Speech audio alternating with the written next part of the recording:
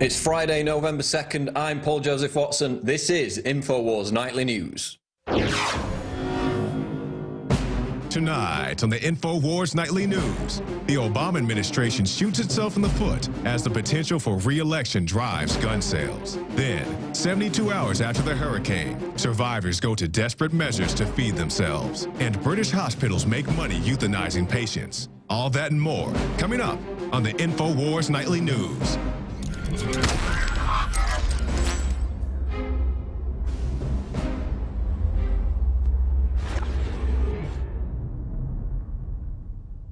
Now, before we get to the news, we're going to throw to this clip with Alex Jones because there's been a deluge of Big Brother and police state news over the past couple of days. So here's Alex to cover it. Thomas Jefferson was once asked, how much tyranny will humanity put up with? And he said, the answer is the exact level you will put up with. Ladies and gentlemen, it is not a virtue to lay down to corruption. It is not a virtue to worship at the feet of authoritarian government. It is a death sentence. Alex Jones here reporting for Infowars.com on some shocking new developments. It's moving so fast, I can't even believe it. Sure, over in England now, most families, when they have a newborn child, the government goes and installs a camera in their house for 6 months to make sure they're not abusing them. Guilty until proven slave. Not even guilty until proven innocent. Beyond 1984. Sure, I see Pennsylvania and California and other states getting caught watching kids at home on government-issued laptops. It's unbelievable. I get blown away by the fact that all over the country, the federal government is telling school districts to tell parents they can't be trusted to pack school lunches for their kids, and then the school lunches are incredibly unhealthy garbage. The list goes on and on. The NSA warrantless wiretapping against the American people, which they admit is going on, and they admit is illegal, but they're going to keep doing it. The NDAA, the list goes on and on. But just today, 3 separate articles up at Infowars.com, PrisonPlanet.com, also saw some of these at DrudgeReport.com. CNET News, court okays warrantless use of hidden surveillance cameras on your property without a warrant. That is CNET News, a division of CBS. In your face, saying, well, they can come on your property, your backyard, whatever, and as long as it's not in the house, they can set up cameras on your property without a warrant. Oh, but it gets worse. They now have another case going to the Supreme Court where Florida versus Jardines, the state is arguing that they want to be able to have the police randomly go to your door and knock on it, just down the street with police dogs, just like Nazi Germany, classic archetypal sign of all that. They want to be able to just come up with their police dog, and if it smells something, they're going to come in your house without a warrant. When the dog is, obviously the beagle or whatever, or German Shepherd, is getting the biscuits when it does this. When the government's on record shipping in most of the narcotics, and big banks have been caught laundering hundreds of billions a year. Just type in Wachovia, Wells Fargo, $378 billion in laundered drug money over a 2-year period. I mean, just Google what I just said, or startpage.com. The point is, it's over the top. They ship the drugs in and then use the war on it as a pretext to come into all our lives. And then use the crime that drug prohibition causes, because the drug addicts are running around trying to get the money for the overpriced garbage. They use the crime to take our liberties. So there's that report from the New American Magazine, newamerican.com, also at prisonplanet.com. Has the 4th Amendment gone to the dogs? And they've already got knock and talk, where they come and ask if they can come in and see your legal guns going on nationwide under federal grants. And here's one from Americans for Tax Reform. New Obamacare tax form mandates Americans report personal health ID info to the IRS. Well, I have 50-plus crew members and contractors and people, so we're now mandated. None of my crew wants me to get them insurance. They all want their own. They'd rather be paid the money and make their own decision.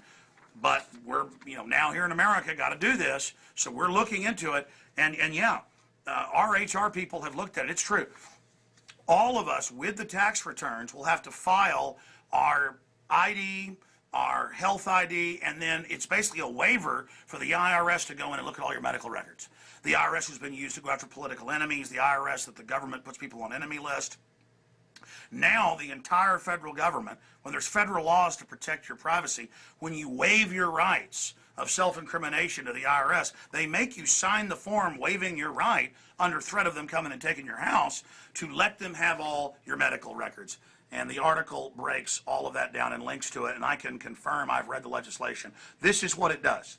Now the IRS, the collection agency for the private Federal Reserve that we pay all our banker bailout money to, that's where most of our tax money goes, to these foreign banks. The foreign bankers that have bragged that they've occupied America on CNBC and in the news. Now, you've seen the clips where they say, oh, we're slaves to global government under banks.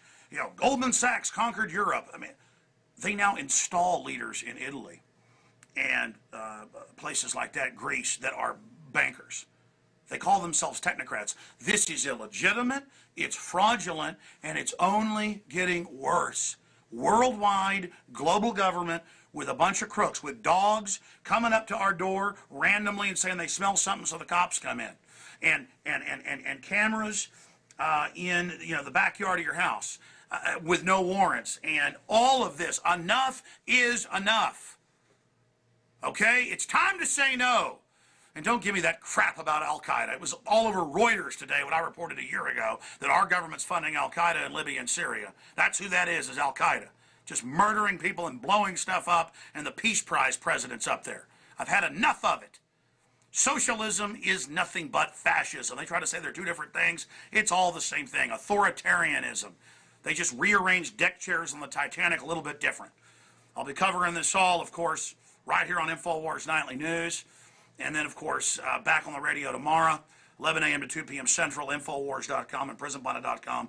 We are the front lines of the resistance, and I want to thank all of you for your support. You're standing right beside us, not behind us. We couldn't have done any of this without your support and without your prayers. But now is the time to redouble our efforts against the globalists, because they know humanity's waking up, so they are accelerating their operation. Zbigniew Brzezinski even wrote a book this year admitting that. He's one of their top technicians, one of their top overlords or dark, I don't know what the term is, sorcerers of political evil. All right, that's it. Just this is wrong. This is not for your security. The state is the ultimate threat to security, and we got a big, bad, cancerous one that is out of control, the biggest government the world's ever seen. One last article right here. Daily Mail. Remember a few years ago I had scientists on and reported off of their own admissions that bisphenol A and other plastic additives that they chose to put in, we have the government documents in the last 50 years, are making girls at age 3, not just 6, go into puberty all over the world, and they admit junk food, plastic packaging, the list goes on and on. They allow these chemicals to be in additives of the junk food, and they don't want you to be able to have it labeled to get away from it. And ladies and gentlemen, this makes women go hyper-feminine, makes men feminine, and that's why breast cancer is exploding, one of the biggest factors. And remember, George Soros outfits attacked me, and it was all over the news. It said, Alex Jones says juice boxes make you gay. Do you remember that? You know, something silly. And they had all the gay and lesbian groups come out and attack me, saying I was bashing them, and I don't even get into those issues. No, we are chemically being attacked. They are killing us, okay? I told you this a long time ago. This has been known since the frickin' 50s, okay? But they take one little clip of me going, that's why you see so many people having sexual confusion and not knowing. Some people are born like that naturally, okay? And no hate towards those people. The point is, when the streams and rivers have the runoff of this, the frogs and the fish are bisexual. Okay, it's not that I'm obsessed with gay fish. It's that we're being chemically killed. It's not that, this poor little girl, going into puberty at age 6, ladies and gentlemen, that's Brave New World. That's what Aldous Huxley wrote about in Brave New World, which he later admitted in '62. And in Brave New World Revisited nonfiction, that was a real plan. Okay, this is all a frickin' plan of the eugenicist. You gotta get angry, you gotta get out of your trance, you gotta take action. You gotta wake people up, for heaven's sakes. Please, for humanity's sake, break out of your trance. All right, I'm signing off for Infowars.com. The rest is up to you. Top story tonight on Infowars Nightly News. Gun sales surge in fear of Obama re-election. This is an Infowars.com story, and it's also posted up on the Drudge Report. Fears that Barack Obama would use a lame duck second term to eviscerate gun rights are fueling record firearms sales once again. with gun store owners labeling Obama, quote, the best gun salesman we've had. Despite a new law allowing carrying without a permit, concealed firearm permits in the fiercely independent state of Wyoming in the last quarter have smashed records set in previous years. Quote, people are definitely scared of a president who has voted against guns when he was a senator, Anthony Bouchard, director of the Wyoming Gun Owners Association in Cheyenne, told the Wyoming Star Tribune. Quote, if Obama gets re-elected, he's in a lame duck session and he can do the things he wants to. That's what we're afraid of. So gun sales basically continue through the roof. Ruger just announced 188 billion sales for the previous quarter, just smashing all expectations. Smith & Wesson are showing similar numbers, you know, thriving even amidst this economic collapse. And the trend looks set to continue. So we've got the threat of mayhem from Obama supporters who have promised to riot if he loses. We've got the example of Hurricane Sandy, of course, widespread looting of homes in several different areas, where, of course, gun control is the most strict. Only the criminals can own guns, so they enjoy a target-rich environment. That's why you wouldn't get as much looting if the hurricane had hit other areas. And, of course, as mentioned, the major threat posed by a lame duck Obama administration. So all these factors play into the fear that the Second Amendment will be restricted, which is why gun sales continue to climb. And let's not forget that just a month before the Fast and Furious scandal broke, Barack Obama was promising Sarah Brady that he was working on something, quote, under the radar to eviscerate gun rights. So is Obama going to come after the Second Amendment during a lame duck term if he's victorious? Gun owners certainly think so. And of course, Mitt Romney's record on gun control fails to instill much confidence either. So a lot of fears over gun control, and that's why you see the sales continuing to surge in many different areas of the country. Republican National Committee alleges voting machine troubles in Nevada, other swing states. This is out of the Reno Gazette-Journal. Secretary of State Ross Miller called claims of voter machine irregularities in Nevada by the Republican National Committee, quote, irresponsible and unfortunate. Miller, a Democrat, was responding to a letter sent to his office and election officials in 5 other states on Thursday, in which the RNC alleged voting machines cast ballots for President Barack Obama, a Democrat, when the vote was intended for his Republican challenger, former Massachusetts Governor Mitt Romney. So Miller's dismissing these examples of voting irregularities as, quote, rumor, media reports, and hearsay, despite the fact that they've been admittedly taking place in several different states. We've seen the stories over the past week or two.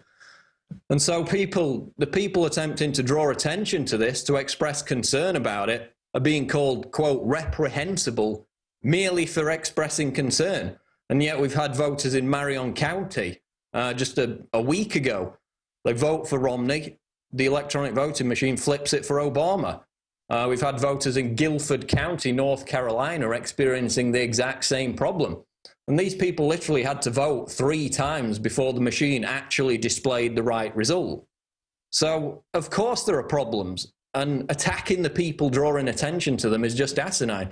I mean, you know, electronic voting machines have been plagued with problems at every major election since they were first used. So to attack the people drawing attention to these problems is reprehensible. And then, furthermore, to claim that their examples are based on hearsay, when the election officials in those very counties have admitted that the errors are taking place, that is reprehensible. And of course, Nevada is the same county where, if you remember the constitutionalist, the woman who tried to get the fluoride out of the water, she actually ran on that as part of her platform. Sharon Angle narrowly lost to Harry Reid after all the polls showed her beating him. When the electronic voting machines had Reid's name pre-checked on the screen. So there was a massive furor about that. Reid ended up being the victor, and actually Sharon Angle later wrote in a book that he stole the election. And so in this same county, these people are calling the RNC reprehensible merely for drawing attention to the fact that these problems are happening once again. And, you know, we've endorsed neither candidate, but the fact that these voting machines are still in use with no requirement that they produce a paper receipt. That's what's really reprehensible, not the people who are merely trying to draw attention to what is an admitted problem. Real Clear Politics reports James Baker not entirely unlikely that we might have a recount. Quote, there are 3 or 4 states today that require a recount if the result is within a certain number of percentage points. This is from Secretary of State James Baker, former Secretary of State. This is what he said about the possibility of a recount. Let's go to the clip. You headed up the effort during the recount. I remember well. If this is as close as it may be, you know very well that there are lawyers gearing up for plane flights to whatever state they may have to go to. There are 3 or 4 states today, Brett, that require a recount if the result is within a certain number of percentage points.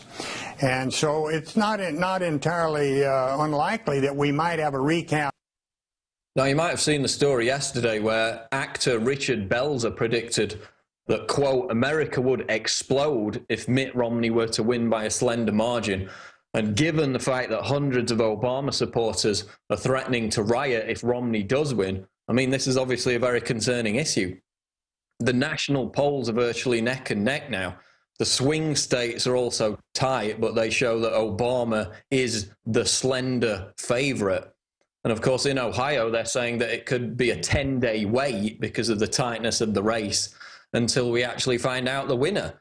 So it's a very good point that Baker makes, that it could be a recount, it could be a disputed election. And I mean, police departments across the United States, in an article, I believe it was in Politico a couple of weeks ago, said they had no concerns about unrest on election night or in the days following, even though, as we said, hundreds of Obama supporters were on Twitter threatening to riot if Obama lost.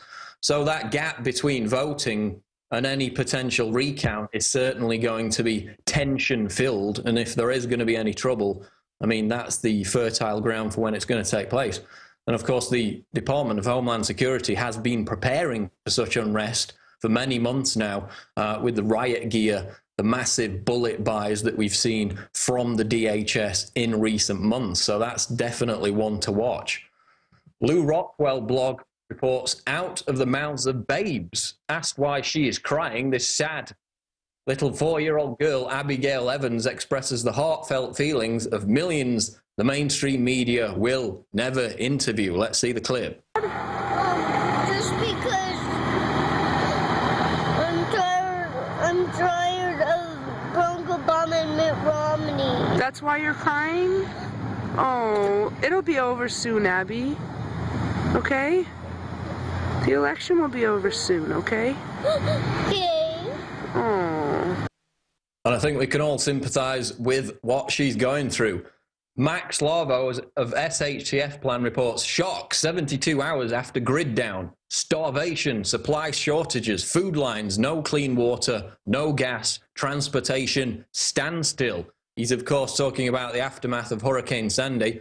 A recent study noted that the majority of people have enough food in their pantries to feed their household for about 3 days, and that seemingly stable societies are really just 9 meals from anarchy, with most of us dependent on just-in-time transportation systems to always be available. Few ever consider the worst-case scenario. For tens of thousands of East Coast residents, that worst-case scenario is now playing out in real time. No longer are images of starving people waiting for government handouts restricted to just the third world. In the midst of crisis, once civilized societies will very rapidly descend into chaos when essential infrastructure systems collapse. So obviously we've got the horrible situation now, just a few days post-Hurricane Sandy. We already see images of Americans, dumpster diving, getting into fistfights over gas, begging for food, looting homes and businesses in many different areas.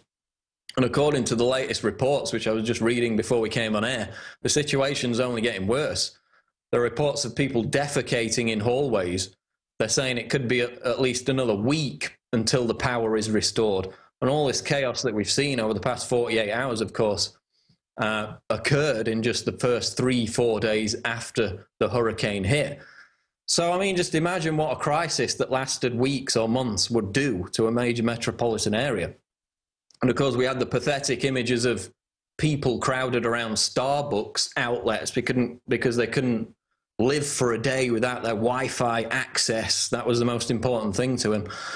And that video, those images of people picking through trash for rotten food, is of course a stinging rebuttal to all those who the establishment characterized as paranoid or crazy for buying storable food. Those people are laughing right now. In fact, there were many people featured on that National Geographic program, Doomsday Preppers, that were living in New York and had months and months of storable food. You're not going to see them picking through dumpsters. And remember, this is a government that characterizes preppers who buy food in bulk as terrorists. We had the FBI putting out the community action program flyers characterizing people who buy bulk from military surplus stores as potential terrorists. Those terrorists are now feeding themselves while a lot of people in New York and other areas are picking through trash. So despite the fact that, many commentators have ludicrously claimed that this hurricane fallout shows the need for more power to be concentrated into federal hands, it's the very people who chose to live their lives in a way diametrically opposed to that whole idea of dependence on the state that have coped the best. They're the ones thriving. They're the ones that are able to feed their families. So as this article out of SHTF Plan points out, it sounds harsh, but you really can have no sympathy for these people who have been forced to pick through trash simply to feed themselves. They refused to get prepared, and now they're reaping the consequences. They were warned. They didn't listen. And we've been warning for years that when society breaks down, even temporarily, as it is in this case, you cannot rely on the government to feed you. That's why we promote storable food. That's why everybody else in this movement does. And I think they've been proven accurate. They've been vindicated by the events of the past week. So Hurricane Sandy has been a major poster child for self-sufficiency, but it's also been a benchmark for illustrating how dependent Americans are in these major cities on the status quo, when that status quo is only going to be upset to an even greater degree in the years to come. So the preppers were vindicated. The crazy paranoid terrorists who bought all the storable food are able to feed themselves and are not picking through trash. If you listen to your government and said, nothing's going to happen, government's going to take care of you, then you'd be out on the street like the rest of them. British hospitals make millions euthanizing patients. This is out of the New American. Who says crime doesn't pay? According to London's Daily Telegraph, British hospitals are euthanizing patients at ever-increasing rates and raking in big bucks as a result. Documents obtained by the newspaper under the Freedom of Information Act reveal that nearly 2/3 of National Health Service trusts, regional authorities that administer hospitals, quote, have received millions of pounds for hitting targets related to the use of Liverpool Care Pathway, LCP, a controversial end-of-life care program. Developed by Liverpool Hospice to relieve the suffering of terminally ill cancer patients during their final days, the LCP is essentially a death sentence meted out by doctors. A physician who considers a patient to be near death may put the patient on the pathway, after which the patient will be heavily sedated and may have food and water withheld. So it's like a Terry Schiavo kind of situation that we saw, 6-7 years ago, where she was basically starved to death. On average, patients die within 33 hours of being put on the LCP. So there, again, is your wonderful socialist healthcare system. I constantly hear these Obamacare supporters lauding the virtues of the British state-run healthcare system. And my response is, what planet are you living on? It's dreadful. Every single experience I've ever had with it, anyone I've ever talked to has had with it, has been dreadful. Why are you trying to emulate this? But, I guess since a lot of these leftists also support drastic population reduction measures, then, you know, where's the harm in letting Granny die? It's a drain on the system, isn't it, in their eyes? I mean, why not institute Bill Gates' death panel suggestion and just spend the money on teachers instead? That's new liberalism, apparently. Of course, first it's Granny, then it's a disabled person, then it's someone with a low IQ, and down the rabbit hole we go. Neo-Eugenics is not something that should be aspired to. Now we're going to go to this video with Melissa Melton about how the media, on that same subject of population reduction, how the media is pushing overpopulation myths. Let's go to the clip. Every day, the mainstream media inundates us with articles talking about how the Earth is overpopulated and humans need to die in order to save the world. They throw out the number 7 billion like it's an accusation and a curse, talking about how we're basically parasites and we're sucking the Earth dry of resources. Every day you see these stories come out, like in Time, where they talk about how to die. In the LA Times, they asked the question, the world's biggest problem, and they answered it with too many people. One Washington Post op-ed even said, living within our global means will require a radical drop in the Earth's population starting now. And they sought fit to publish that. So the mainstream media continues to program us to accept population control and tell us the world is overpopulated as if this is just an incontrovertible fact. They use broad, vague terms, throwing that out there. But if you actually go and look at the data, every industrialized nation is having either a 0 population growth rate or even a negative population growth rate. Birth rates are down across the map. Fertility rates are down across the map. And in the United States, birth rates have even fallen to the lowest levels since the Great Depression. And last year, our fertility rates were the lowest on recorded U.S. record. Some of the countries that have the highest birth rates are in Africa, like Niger and Uganda. However, these countries also have some of the lowest life expectancies, where people are only living to be in their 40s and 50s. Now, on the other hand, what is rising is disease rates. The World Health Organization has brought forth evidence to show that Alzheimer's is going to be doubling every 20 years. Childhood leukemia and brain cancers are going up 1% every year for the last 20, and autoimmune disorders are rocketing off the charts. What this clearly suggests is that we're having an environmental factor at play here, because human genes don't change this fast. What environmental factors might those be? Well, take your pick. Vaccines, GMO, fluoride, chemtrails. Big Pharma kills more people every year than most cancers except for lung. Yesterday, we even covered a story linking aspartame to several types of cancer. But overpopulation is a myth, and the way they have this added on is they take the depopulation agenda and they tuck it into the green movement. So they make you feel all good and warm inside about doing something good for the environment, and then they just add on the fact that we need to depopulate the Earth, that we need to have less children, and that you need to kill your grandma so that you can protect the world. And the Population Research Institute has actually put out a video entitled Overpopulation is a Myth, and we're going to go to that clip right now. Who claimed that reckless human reproduction had overwhelmed the Earth. Massive famines would result, which would destroy, best case scenario, 1/5 of humanity by the end of the 70s. And the planet would follow. This fear produced large donations for the newly created UNFPA, which thrives on an imagined crisis that has been both imminent and rescheduled again and again over the past 2 centuries. The population of Earth will peak in 30 years, and then start to go back down. We're not overpopulated. Do the math. PRI isn't the only institute that's come out to say that every family on Earth could have a house with a yard in a landmass the size of Texas. And Texas is only 269,000 square miles of the Earth's 57.5 million, if that gives you any indication. And over the years, we have eugenicists coming out saying we need to depopulate the Earth for various reasons, whereas today we have billionaire eugenicists like Al Gore coming forward, pushing the carbon tax initiative. He wants you to pay taxes on breathing, and he stands to make billions off of these should they pass, so that he can fly around in private jets and spend $30,000 a year on his utility bills for his mansion.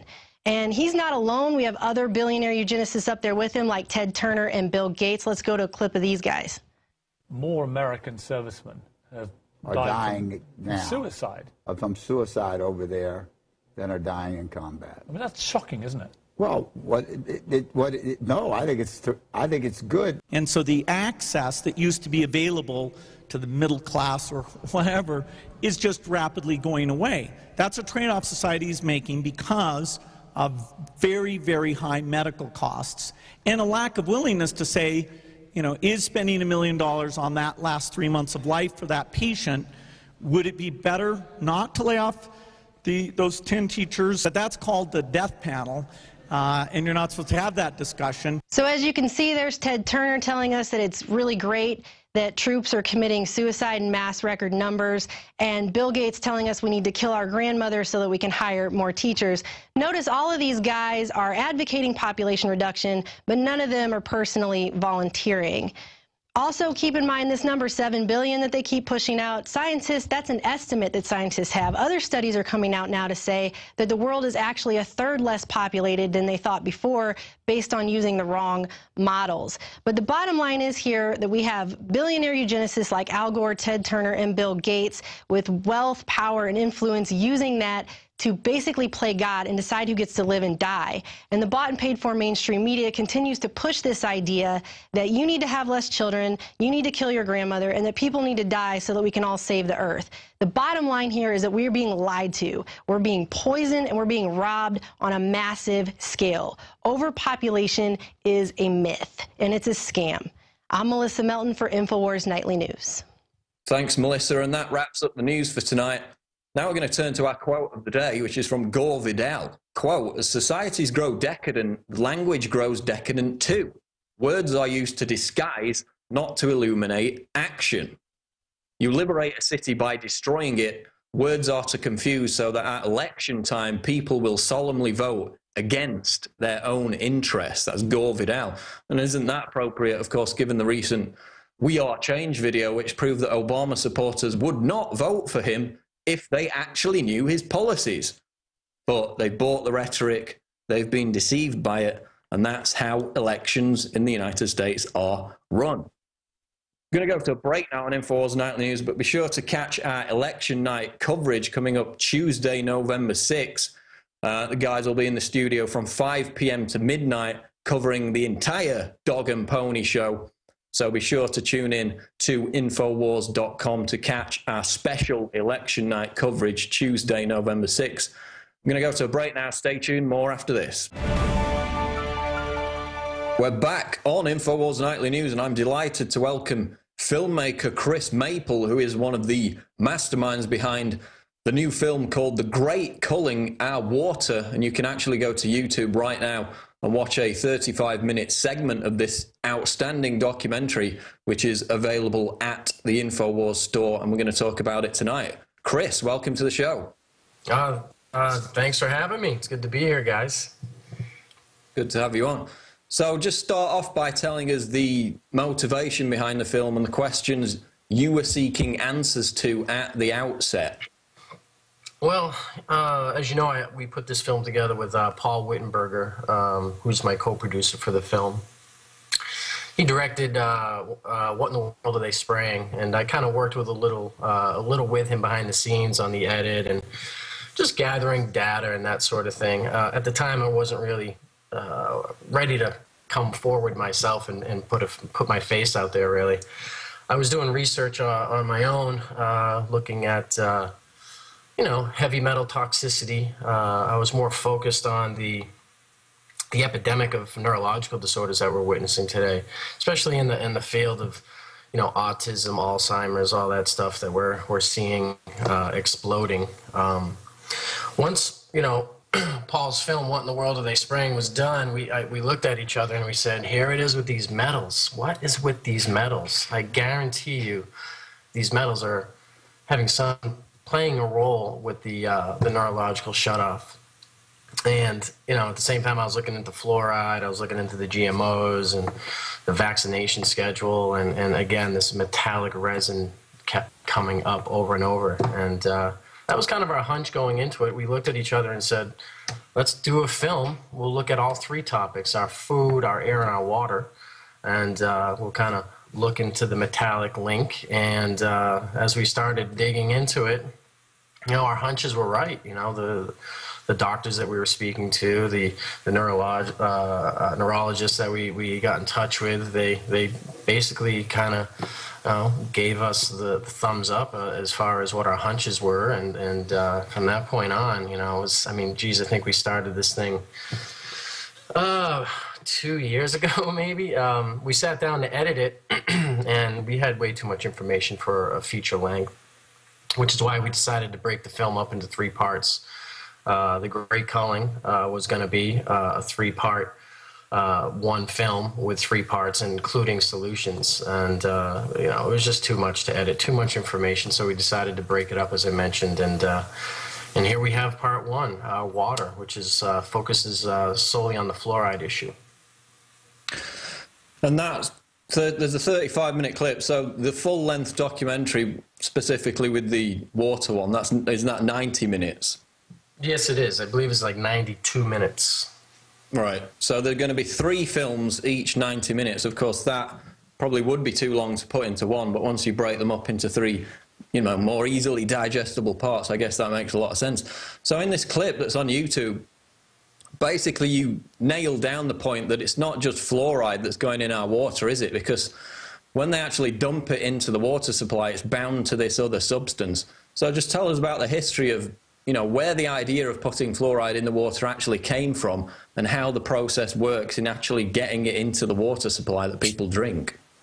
Well, you know, as far as the history, we tried not to really dive too much into you know, post-1945, where we here in the United States began fluoridating our communities. And it was Grand Rapids, Michigan. It was ironic because it was right after World War II, and you know, we all know what happened after World War II with the, you know, Project Paperclip, and you know, we kind of ingested all of the National Socialistic ideology here in this country. Shortly after that, we began fluoridating our water here, as there are rumors that, you know, the prison camps actually fluoridated as well, and Stalin, I believe, there's some rumors that he was playing around with the fluoride as well. And as we know, it definitely is a medication. It makes us docile. It's you know, we began the program here in the United States, in Grand Rapids. You know, there's a lot that goes into, you know, the history of fluoride, and a lot of it does evolve around the atomic bomb program.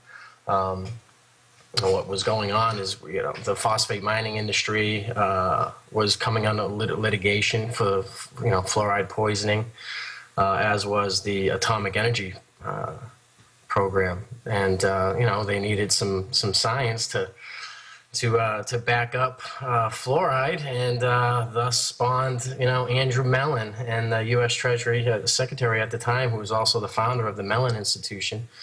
You know, an agency notorious for giving, you know, industry the scientific data it needed to back up its claims, and especially with litigation. So it's that whole revolving door issue that we're still dealing with today between the public and the private sector, where you have, you know, gentlemen like Andrew Mellon, who was U.S. Treasury Secretary at the time, and you know, in addition to that, he was, you know, one of the founders of Alcoa, which was the aluminum company of the day that was coming under huge pressure, litigation pressure, that is, and also, you know, he, you know, founded the Mellon Institution, got the science behind it, and man, they started fluoridating shortly after that. So you got to remember, this Mellon Institution also said that asbestos was safe back in the day. You know, I mean, it's amazing. You mentioned the Second World War and the death camps. There's actually a quote from U.S. Air Force Major George R. Jordan, and he was a US-Soviet liaison officer in the 50s, and he said the Soviets openly admitted to, quote, using the fluoride in the water supplies in their concentration camps to make the prisoners stupid, docile, and subservient. And I mean, that's just astounding, isn't it, Chris? Well, they would admit that. Yeah, it's you know, if, again, you do the research, you dig it up, you will find, you know, a number of quotes like that. I mean, even in modern day, you know, we've got even former EPA scientists expressing their concerns with the hazardous waste and fluoride itself. So, I mean, yeah, it's there. I mean, how deep do you want to go? I mean, that right there is a film in itself, and we could have focused on that emphasis, but we chose not to, because we felt as though this fluoride community weren't really ready for that. You know, we had to kind of ease into this whole global agenda thing with them. I mean, that movement is the delicate audience that we had to kind of pump the brakes with on this film. So, you know, I've done the research. I know you have. It's there. You know, we could have made this film, just this one film, 3 hours long, but, you know, we had to kind of cap it. No, I understand completely. I mean, there's a book called The Fluoride Deception, which is about, 400 pages long. And probably the first third of that book is purely about all the accidents back in the 30s with the fluorine, all the chemical accidents in the factories, just causing horrific injuries. And that's a whole third of the book. So you've got to make a 90-minute film. I understand you've got to focus on, what's current, what's happening now. So let's get into it. I mean, we've got tons of studies. We've got Harvard studies. We've got all kinds of studies. What are some of the major health impacts of ingesting fluoride for humans? Well, I mean, where do we begin? I mean, we've got arthritis, thyroid suppression. It's linked to most cancers. I mean, there's what do we've got? Cardiovascular, kidney diseases, intestinal defects, and again, that gastrointestinal tract issue kind of lines up with the whole autistic thing, because that's typically the first signs of autism is in the gastrointestinal tract. When we look at these, even into the GMOs, being these foods that are pesticide resistant and even pesticides themselves, well, what is the effect that these genetically modified organisms are having on the insects that digest them is gastrointestinal. So it kind of lines right up. Pineal gland suppression, we're seeing calcification in the pineal gland with the fluoride. Skeletal fluorosis, huge. Dental fluorosis is one of the most outward signs of overexposure to fluoride. Diabetes. I mean, all these things, we're witnessing today in this country is remarkable. It just all lines up with fluoride. And you wonder why. We were talking about, you mentioned the prison camps earlier, how it made them docile. Well, I tell people, look, if this information doesn't bother you, if this doesn't raise an eyebrow for you, well, you can thank the fluoride for that, because it's doing exactly what it's supposed to do. Well, actually, it's a funny thing, because I think somebody who was on my Facebook earlier had been drinking their fluoride, because I announced that I was interviewing you on the show tonight, and they actually tried to make the argument that putting fluoride in the water supply was not dangerous because they put it in at a level which is the same amount found in toothpaste, which they said was, quote, harmless. So, Chris, maybe you can address that by telling the viewers what's written on the back of a regular tube of toothpaste about people who ingest it. Yeah, it's a good point. Like most people, they don't read the labels. And that's another reason why we got this whole issue with GMOs. Is people don't care what's on the label. They just assume if it's on the shelf, it's safe. Well, flip over any fluoridated toothpaste and you'll see, as you mentioned, the back side of it's got a warning label right onto it. Caution, keep out of hands of children. If swallowed more than the recommended dose, contact poison control immediately. Now, the recommended dose is a pea-size amount. I don't know about you, but when I used to put toothpaste on my toothbrush, which I still do, it's not fluoridated anymore, it was way more than a pea-size amount. It was probably 4 pea sizes. So that's 1 part per million per pea-size amount. So if you're to ingest, as a child anyway, they're more susceptible just because of the size of them. More than that recommended dose, they're to contact poison control. Well, let's do some math here. Fluoridated water is fluoridated right around 1 part per million. So my tap water should have a warning label right on it then, shouldn't it? It's amazing. I mean, it's the same thing here in the UK. Under the 1972 Poisons Control Act, fluoride is actually a toxic substance, so they have to put the same warning on the back of the fluoride toothpaste here in the UK. And I mean, the fact that there's a skull and crossbones on the packaging of this stuff when it's at the water treatment facility should give you a pretty big clue as to its safety, shouldn't it, Chris? It really should. I mean, it's ironic because we we actually showed the packaging in the film, and you're right. It's got skull and bones right on the side of it, poison all over it. You know, to handle it, you need a hazmat suit. It'll eat through anything it comes in contact with. If you were to take your hazmat glove off and touch it, it'll kill you instantly. But right on the same poisonous bag in the right-hand corner, it says, you know, it says all over the bag, do not intake it, you know, do not ingest internally. And then on the right-hand side of it, it says directions for water fluoridation. So, yeah, it's some pretty nasty stuff. I mean, it's amazing. I find it astounding that there's still this idea that's pushed by the establishment. And they even used it in a political campaign. There was a politician in Nevada called Sharon Angle who was running partly on a campaign to get the fluoride out of the water. And she was demonized by the likes of MSNBC. They basically characterized her as a paranoid kook simply for talking about fluoride in the water. So why do you think there's that kind of characteristic that's being created around people who merely discuss the idea of fluoride being bad? Well, they're trying to protect the program. It's about business. It's about big money. It's, you know, it's again, it's the same old hat we're dealing with most of everything. And fluoride is just this big of a piece of the puzzle, as I'm sure you know, and the majority of the audience knows that as well. It's just a, you know, it's they're looking to protect the fluoridation program, not the people themselves. You know, as we've heard over and over from the CDC and you know, science is on the side of water fluoridation. There's no controversy here in the United States. Why? Obviously, yeah, in the United States, there's none. We're over, you know, almost 75% fluoridated. Nobody cares because they're drugged up. But we look outside of the U.S. and we see, you know, Western Europe, Eastern Europe, which is 97% fluoride free. China, Japan have banned it. Belgium, Austria, Denmark, Finland, France, Switzerland, Norway, Sweden. I mean, the list goes on, the number of countries that have banned it. So why are these countries banning it? Why aren't we? Why aren't we labeling it? You know, again, it just goes back to the whole issue of, you know, look at what Obama did, you know, when he was a senator and running. One of his biggest promises were, you know, I'm going to take the GMOs and label them. We have the right to know. And, you know, what did he end up go ahead and doing when he got into office?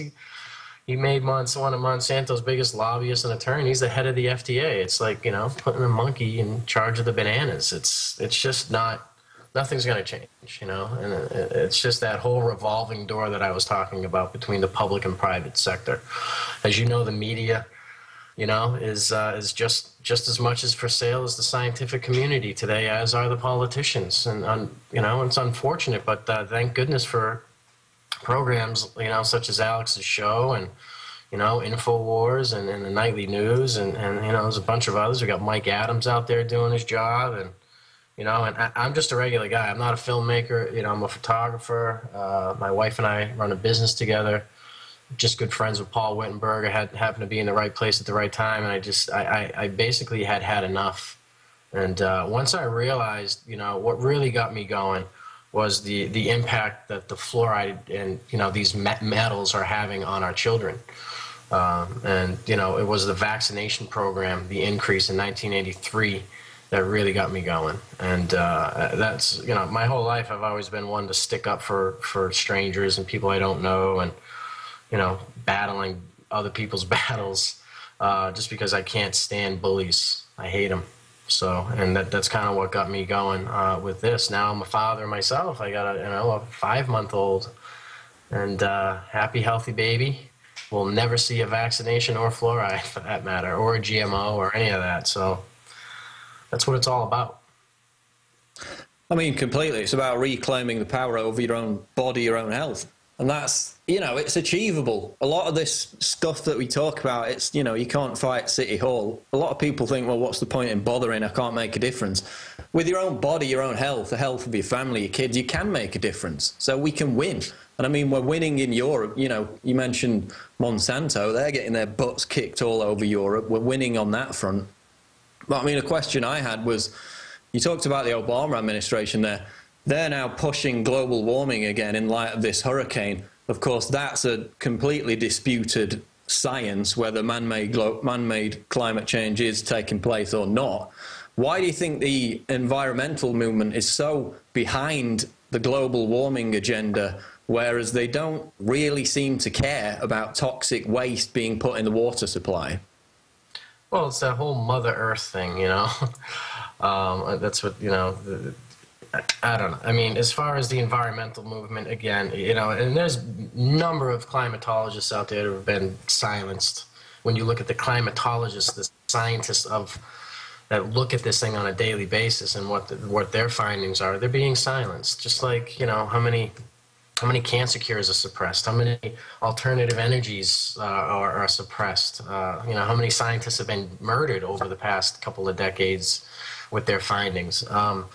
As far as the environmental movement, you know, I think we both know that it's going to herald in a global tax, which will then herald in that global bank that they're really trying to get their hands on, you know, with the carbon taxes. So, again, I believe it's all man-made, with the HARP programs tied in with the geoengineering and who knows what else, but.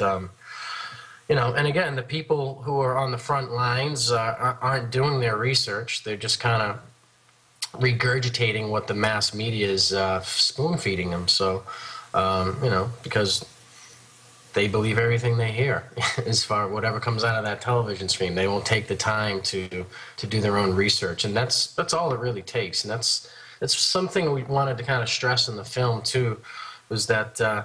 You know, you don't have to be this crazy activist and, you know, out on the corner on a soapbox with your blowhorn and making a big stink, or you don't have to even go make a documentary. But you do need to do something. You do need to start at home with yourself, with your family. Take a few minutes out of your day, do a little bit of research. Don't take our word for it, because you'll come back a believer on your own just if you take a few minutes out of your day to do your own research. So. Exactly. I mean, you mentioned scientists being shut up. It was actually Dr. Phyllis Mullinex, I don't know if I've got the pronunciation right there, but she exposed the dangers of fluoride with the rat study back in the mid-90s, and she was academically and professionally blackballed for doing so. Did you read about that case? Yeah, we did. I think we touch on it a little bit later in the film. She actually is in there,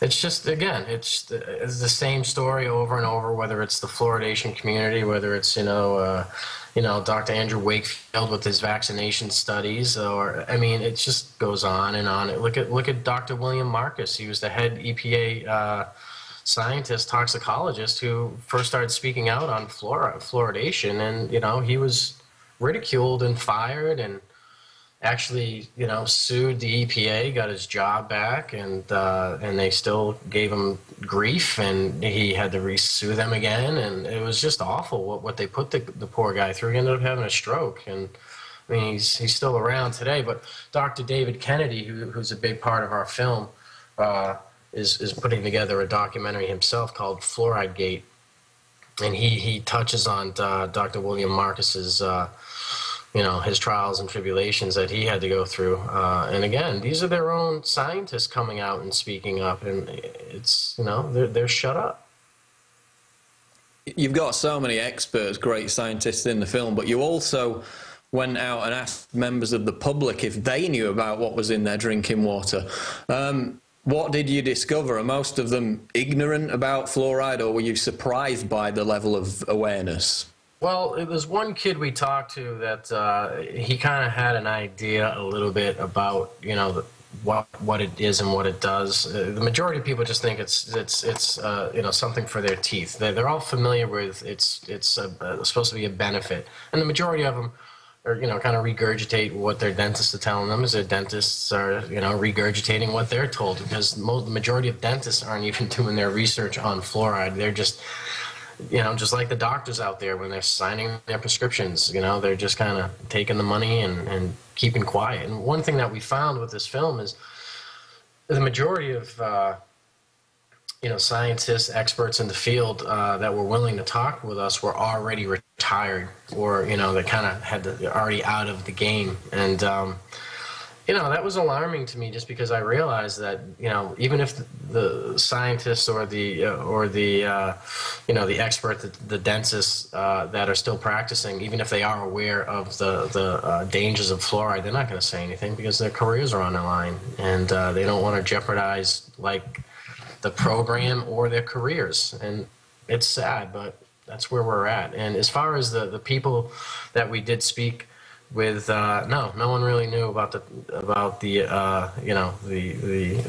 toxic effects, the side effects to it. So it was pretty interesting getting out there on the street and enlightening people. And the thing about fluoride with regard to teeth is the whole debate, and it is still up for debate whether fluoride is even good for your teeth, but it was supposed to be topical, wasn't it? You weren't supposed to swallow it and ingest it. Right. That's the whole thing. I mean, even topically, there's science that's coming out today that states that it doesn't even have any topical benefits to it. So, but yeah, you're not supposed to swallow the toothpaste. What makes you think you're supposed to swallow it in the water? Don't you remember? And this is one thing that I would tell people on the street is, don't you remember getting your fluoride treatments as a kid? The gel that you would bite into.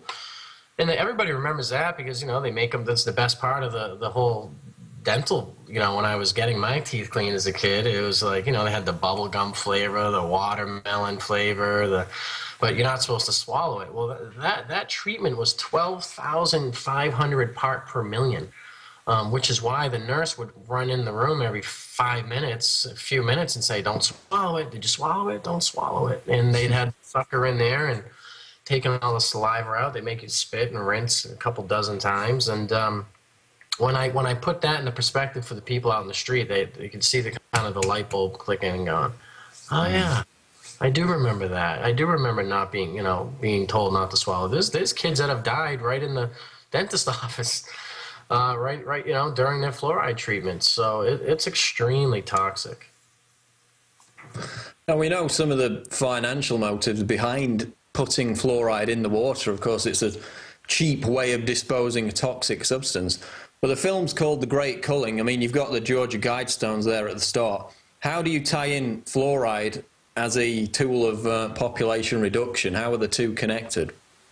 Well, and this is we've come under a lot of attack for the title of the film, and it was one of the reasons why it took a little longer for us to put this thing out, because we didn't get the support like they got on What in the World Are They Spraying, and it was a nefarious title, and I liked it, Paul liked it. People either love it or they hate it, but you're right, we do touch on the Georgia Guidestones, and the series, this film, these 3 parts. Part 2 is on GMOs and vaccination program. Part 3 is we're gonna circle around and touch on the geoengineering our air.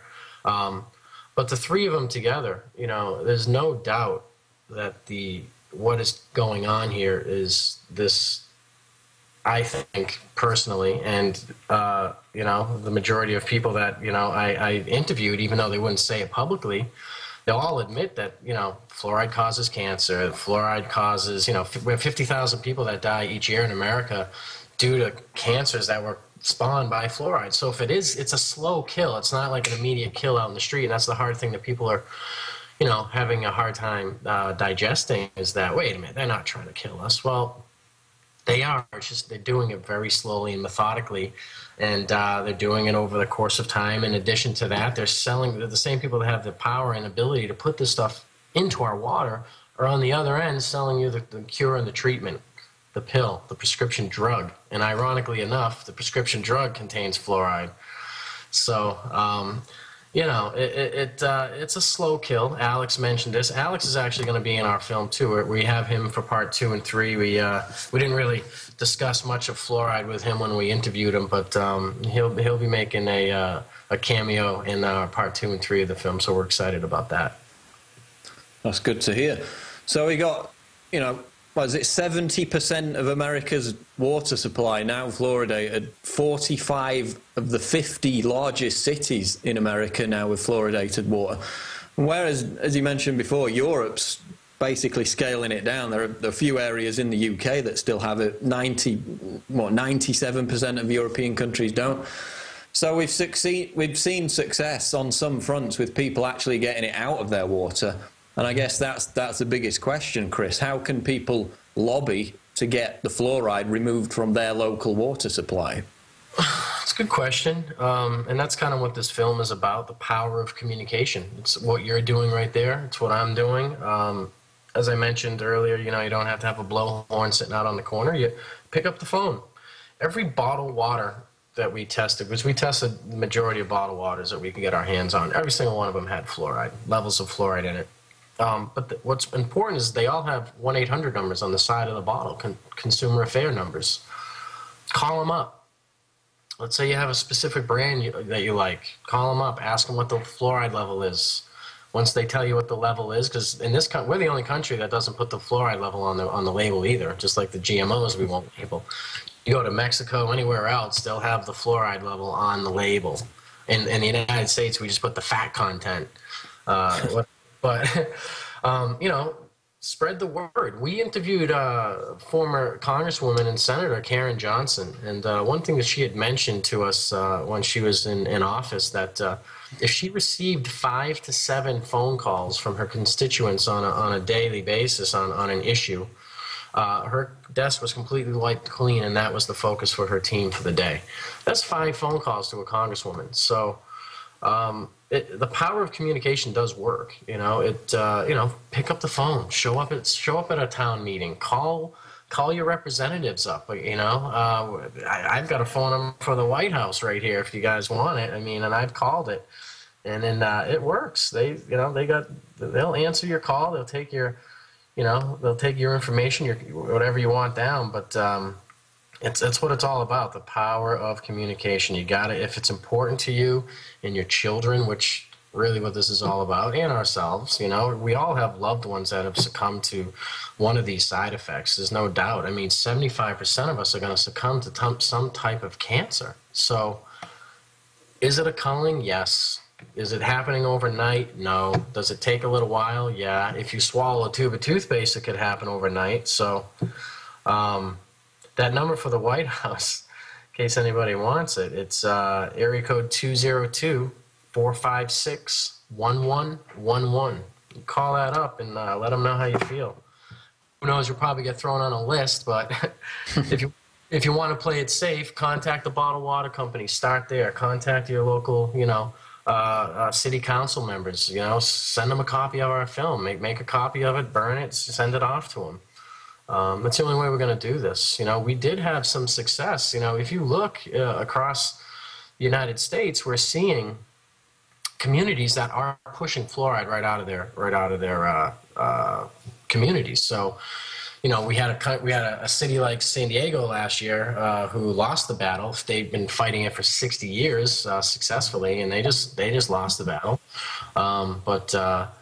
You know, if we have a big city like San Diego who's losing the battle, then we have, what, I think 11 communities last year who were able to force it out. So it's this give and take thing. Right now we're just about 75% fluoridated in this country, and we're growing.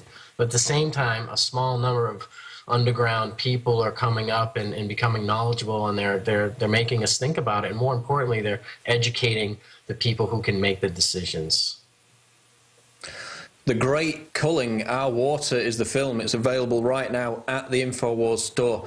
Chris, any other websites where people can go to get more information? Yeah, we've got our own website as well. Yeah, definitely go to Alex's store where we're selling it. But if you want to check us out, we're thegreatculling.org, and that's CULLING. A lot of people aren't really aware of the Great Culling and what the culling means, and I'll just let everybody know now. It's a thinning of the herd.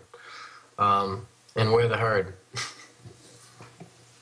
Chris Maple, we appreciate you joining us, and with the other 2 films coming out in the near future, we'll be sure to speak to you again. Thanks for joining us tonight. Thanks so much for having me, guys. Thank you. Thank you. There we go.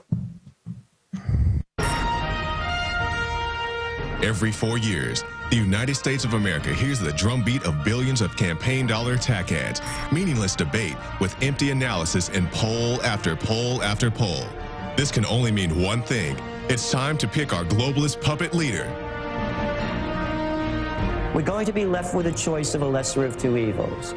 And I'm saying I don't go out with evils, I don't deal with evils, I don't do business with evils, I don't hang out with evils. Why would I vote for an evil to run my life or run my country?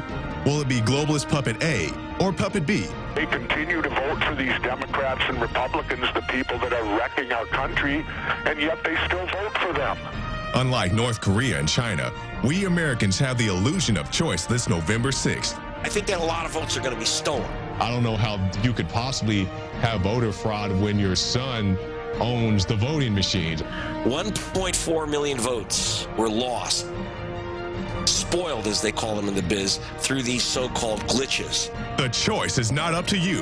Which management team from Slavery Incorporated will run our country into oblivion for the next 4 years? Tune in to Infowars.com or PrisonPlanet.tv this Tuesday, November 6th, as another meaningless pageant is played out.